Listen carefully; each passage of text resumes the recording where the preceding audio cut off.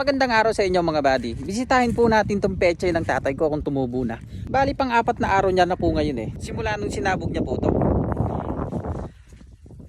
Tingnan natin kung may tubo na. Okay, tingnan natin kung may tubo na.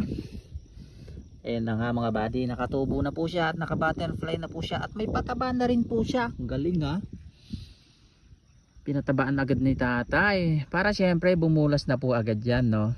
Tara libutin natin kung marami pong tumubo mga buddy.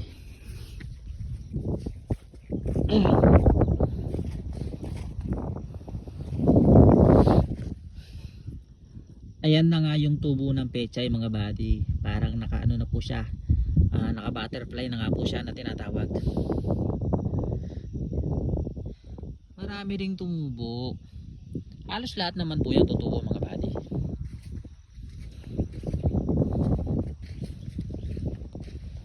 Bale ito po palang sinabog ni tatay na to, 1 kilong buto ng pechay po ito. Dito tayo sa medyo malinis. Yon. O di ba? Yung mga green po na maliliit na yan, yun na po yung tubo ng pechay mga buddy.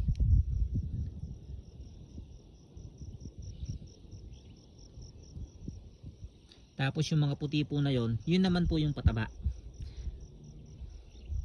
Sa ngayon ang presyo ng pechay mga buddy mura pa po yata. Kaya sakto na naman to kapag pwede nang tibain mga buddy. Sigurado mahal na naman noon. Ang galing talagang tsatsamba ng tatay ko eh. Ang galing tumiming. Tignan naman po natin dun sa parting dulo kung maganda po yung sabog niya doon. Ayun o. Kitang kita yung mga pechay na tumubo mga buddy. O diba?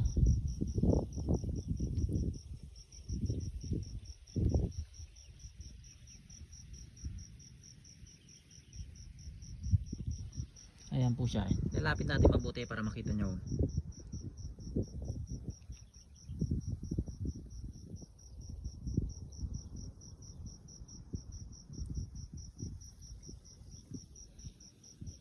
Dito naman sa parte na to, maganda rin po yung pagkatubo niya mga buddy. Kaso nga lang medyo masukal lang at yung mga damo.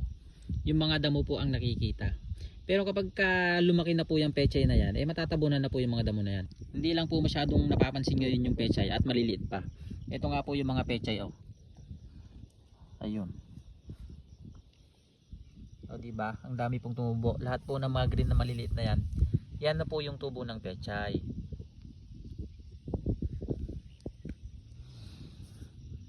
Dito maganda rin yung pagkasabog dito mga buddy. Parang tinanim. Yan, nakita na nga natin yung sinabog ni tatay mga buddy. Babalikan uli natin yan after ng 1 linggo. Para talagang makita na po natin yung pechay na maganda na yung tubo niya.